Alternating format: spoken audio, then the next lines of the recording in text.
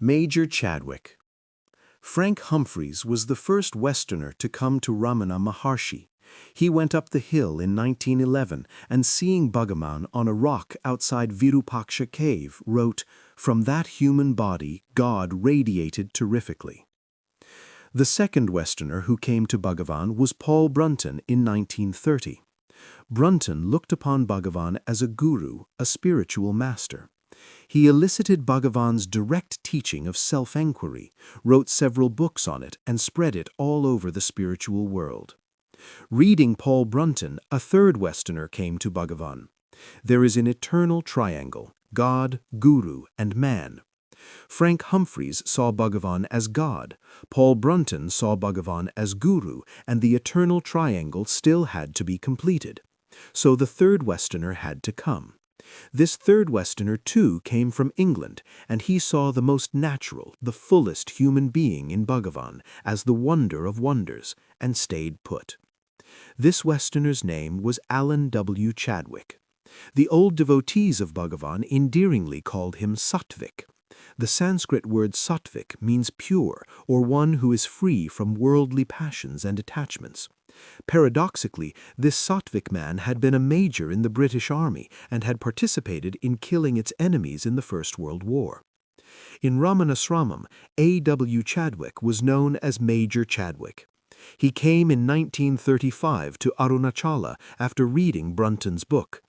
11 years before he came to Bhagavan, he had already formulated his own form of meditation, which he was scrupulously following every day.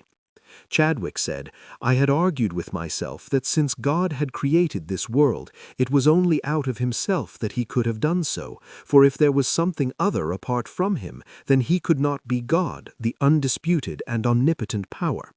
So I decided that the seeker himself was God. My method of meditation, thus, was to make the mind cease from thinking as an individual and just rest in its pristine Godhead. Do not think, just be." How prophetic! Even before coming to Bhagavan, his form of meditation was to stop thinking and just be. Major Chadwick read Paul Brunton's book, A Search in Secret India. In it, 3 chapters were dedicated to Sri Ramana Maharshi, and it also had his photograph. These 3 chapters, and especially the picture of the Maharshi, totally captivated him. He felt, "Arunachala is my home, and this Maharshi is my spiritual master." At that time, he was in Majorca, off Spain. He immediately disposed of whatever matter was pending, gave up his house and possessions in Majorca, went home to England to spend some time with his sisters, whom he was very fond of. Then he gave up his home there and started his journey to India. He never returned to England. He was the first Westerner to stay permanently in Arunachala at the feet of his chosen master. The thing that we seekers have to notice is something I felt very deeply during my association with Chadwick. There was no gap between his determination and his action. After reading these 3 chapters, there was no wavering or indecision. He knew that Arunachala was his home and Ramana Maharshi his spiritual master, and the next step he took was to renounce. He went home to England to fulfill his sister's wishes, and then took off to Arunachala, never to return. After a long journey, he arrived in Arunachala. Standing in front of Bhagavan, who he was seeing for the first time, his master in flesh and blood, he felt he was seeing in one form God, Guru, and the perfect human being. When asked how he felt, Chadwick said, "I felt the tremendous peace of his presence and of his graciousness. It was not as though I was meeting him for the first time. It seemed I had always known him. It was not even like the renewal of an old acquaintanceship. It had always been there, though I had not been conscious of it till that time. Now I know." Chadwick became a soldier of God, gave up his all. He cut off all relationship with his friends, relatives, and fellow officers. To be an unknown sadhu in an unknown land. This is the kind of determination, renunciation, and decisive action that we seekers have to imbibe. We are right in front of the truth, Arunachala and Bhagavan Ramana. Arunachala is not a hill, and Bhagavan Ramana is not a person.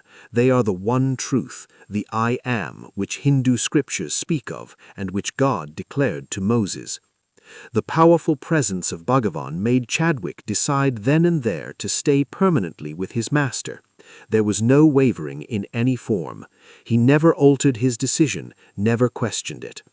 When such a remarkable disciple surrenders totally, how does the master respond? The master takes complete charge.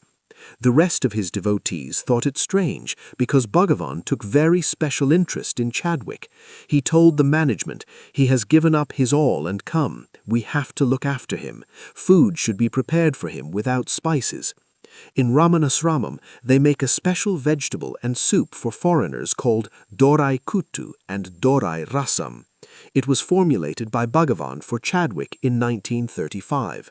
In those days, the Westerner, the white man, was addressed as Dorai, meaning master. Naturally, Chadwick was also addressed like that. The vegetable dish and the soup were named Dorai Kuttu and Dorai Rasam after Chadwick. Even today, these bland dishes carry the same name. Thank you, Major Chadwick. Breakfast in the ashram invariably was, and still is, idli, a steamed rice and lentil cake served with chili powder and oil.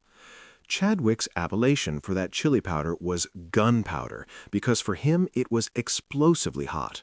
So Bhagavan ordered ghee and sugar to be served to Chadwick along with his idli. This practice continues to this day for foreigners. And in the night, because he could not eat the spicy rasam and chutney, Bhagavan arranged for some milk and fruits to be given to him. So in every matter, Bhagavan paid special attention to Chadwick. Everyone, including the Sarvadikari Chinnaswamy, noticed this.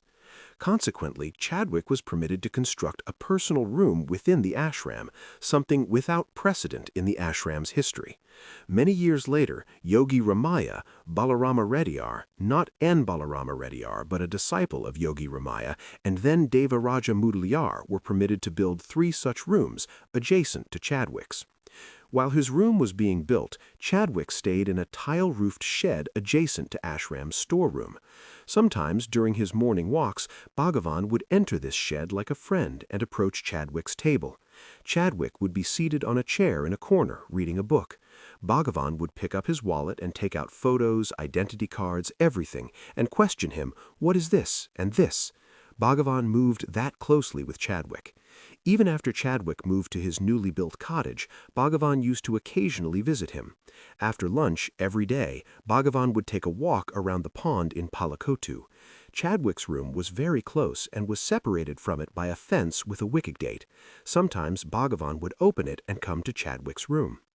While paying special attention to Chadwick's physical needs, Bhagavan was also guiding him spiritually. On the very first day of Chadwick's arrival, Bhagavan talked to him so freely that Chadwick, who was very tired after a long journey, felt at home and at ease.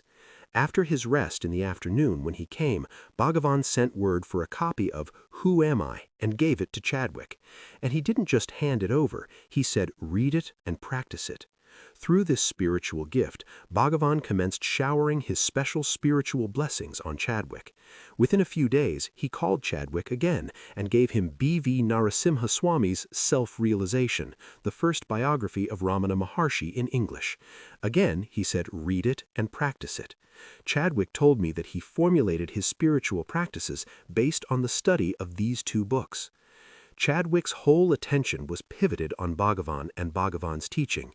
Chadwick understood the seriousness of his responsibility as a true disciple. Thus, being very attentive, contemplating, understanding, and living by the teaching and experiencing the glory of the proximity of the Guru were given paramount importance by him. He was very meticulous. Either he would meditate in his room or on Arunachala, or if he wanted some relaxation, he would read spiritual books. The rest of the time he was seated in front of his master, Bhagavan Ramana Maharshi. When I asked him why he was all the time seated in front of Bhagavan, he said, "I felt that here is God and Guru in human form. When I am able to be near him in his presence and his proximity, will I miss this golden opportunity? Am I a fool to have come here to while away my time?" Chadwick was one person who not only stayed permanently in Ramanashramam, but didn't waste a minute. There were no attractions or distractions for him even when other Westerners came. They used to go to Pondicherry, Bangalore, Ooty, or some cool place during summer. Chadwick told me that he rarely left Bhagavan's presence because he always felt, "Here is my master." I used to be moved when he spoke like this about Bhagavan. Chadwick was a towering personality. Tall and handsome, he was a very disciplined man. He had a welcoming smile and was friendly towards everyone. While meticulously attending to his sadhana, he was also very supportive of the ashram management. He even became part of it. After Bhagavan dropped the body, when the ashram had to face litigations, financial problems, and internal squabbles, he stayed on in the ashram, supported the management, and stood by them. Unlike Paul Brunton and Frank Humphreys, Chadwick listened extensively to the dialogues the master had with devotees and visitors. Books like Talks with Ramana Maharshi and Day by Day with Bhagavan were verified by Chadwick and Bhagavan. In Talks with Ramana Maharshi, he has written a beautiful introduction in which he says, not only were they shown to Bhagavan, but the questions there were all verified from the questioner himself, whether it has been properly noted down, and Bhagavan verified them after it was written on the notebook. So while Brunton was the sail that spread Bhagavan's teaching in the world, Chadwick was the anchor, giving us confidence that every word recorded was authenticated by the master. I would like here to share a few incidents that took place at Sri Ramanashramam in which I too was involved. In a way, these were all connected with Chadwick.